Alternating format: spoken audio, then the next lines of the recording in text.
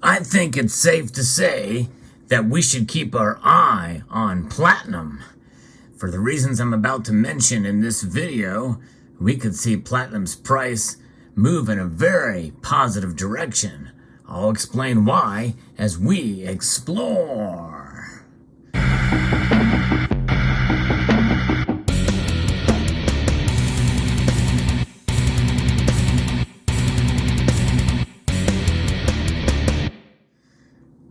There were a couple of reports that have been released recently that could change the game for the amazing metal known as platinum.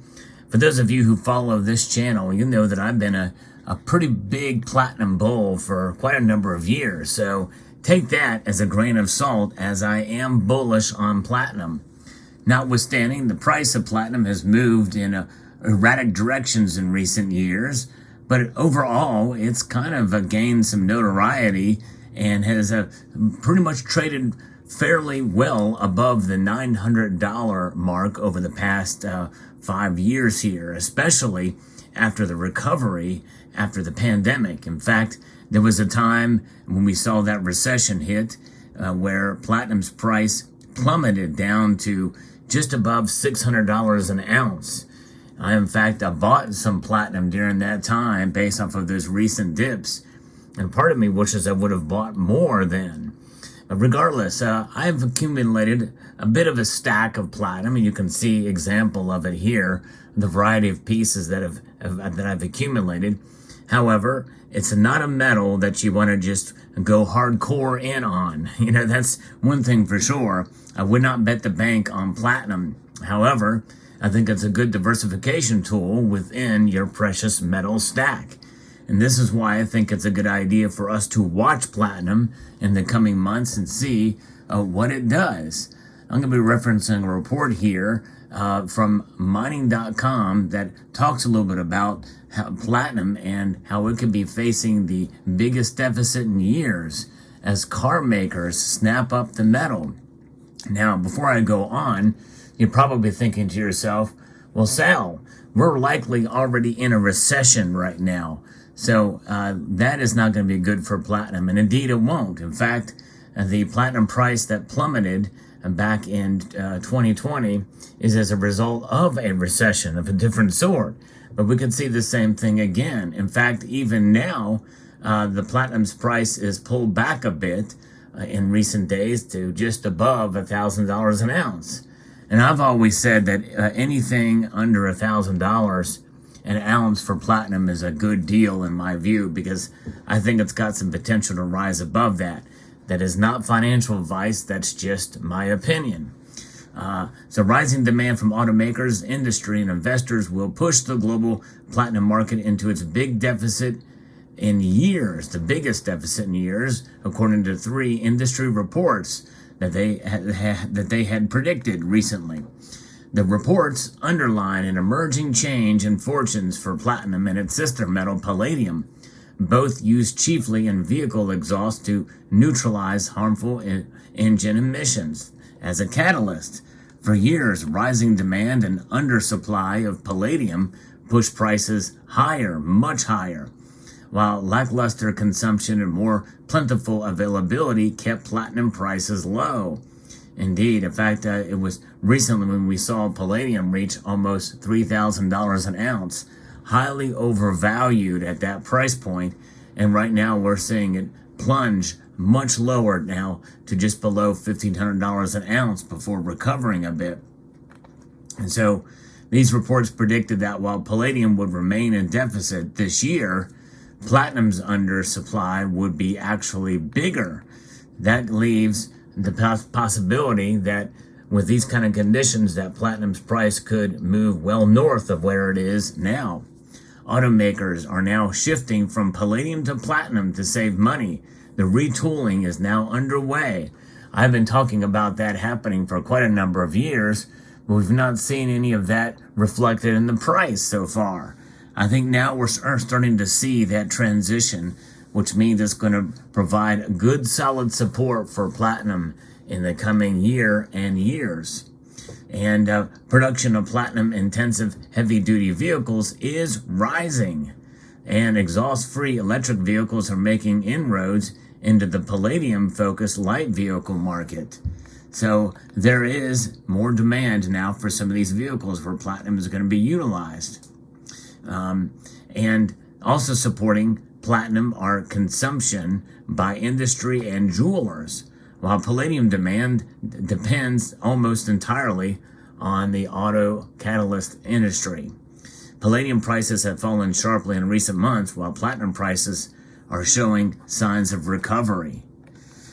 Now, there is some nuance in this as well. We're going to get into this in the next section of this report. But again, I think as what I refer to as a fringe precious metal, and if you wanted to understand what I mean by that, there's a whole series that I posted in a playlist of videos called Why I Love on this channel. I know this sounds like a crazy name for a playlist, but it is a series about why I love all these different kinds of metals.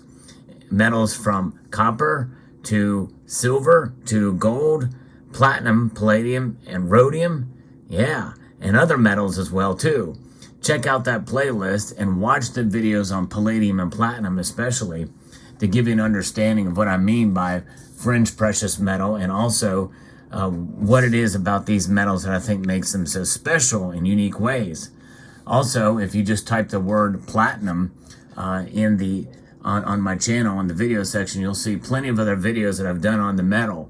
I am a bull on platinum overall, but I think it's a remarkable metal, unique and different than any other metal on the periodic table, at least in terms of its rarity compared to the ultra rare. There are metals that are more dense, like for instance osmium, which I've actually shown on this channel as well before. Osmium is the most dense metal on the periodic table.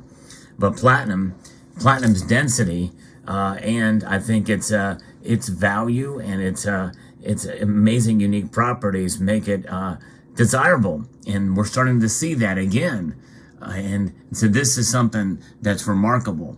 However, there's some nuance to this, and this is something that we should be clear to understand, because it is largely an industrial metal, save for what we talked about here recently, or just earlier, about it being used for jewelry consumption as well too. And there's other uses as well, and that I think that people got to understand that platinum is the most popular of the platinum group metals to stack as well too, which is why I prefer it to palladium any day of the week. But nonetheless, specialist materials maker Johnson Matthey said the roughly 8 million ounce a year platinum market would be undersupplied by 128,000 ounces this year, the first deficit since 2020, and a major shift from last year's surplus of 740,000 ounces. But the World Platinum Investment Council predicted a 983,000 ounce platinum deficit, the biggest since 2014, after last year's surplus of 854,000 ounces. A consultant's Metal Focus forecast a 953,000 ounce platinum undersupply, up from just 53,000 ounces in 2022. The forecast used slightly different methodology, with Metals Focus excluding platinum bought or sold by exchange-traded funds. And that's just it too. What is the platinum backing up those? And we know there's a derivative markets with regards to metals and these ETPs and exchange-traded products. So there is that to take into account. And what is the methodology being used? And what is the situation with platinum, especially with regards to production in Russia as well as South Africa, the two countries where the most platinum is mined? And usually it's together with rhodium and palladium. And could things shift and change to where more platinum comes out than what is predicted out of the ground in mining? It very well could be. It's something to consider, that you very well could see more platinum coming out of mines than predicted. It's just a tough thing to really tell for sure. These reports use different methodology, and really for all practical purpose are guesses. But I think what we've been seeing with the price of these metals in recent weeks here and months, I think give a surmise that perhaps they are right, and these deficits are bearing themselves out already this year. So JM Johnson Matthey also predicts a rise in supply of both platinum and palladium this year, which Metals Focus and WPIC do not. So that is something to consider. For the roughly 10 million ounce a year palladium market, so let that thing sink in, folks. We have an 8 million ounce a year platinum market, if I'm reading this correctly, and a 10 million ounce a year palladium market. So there is quite a difference there. Platinum being less of it being produced than palladium here. So for this, JM predicted a deficit of 43,000 ounces this year, which is down from 531,000 ounces in 2022.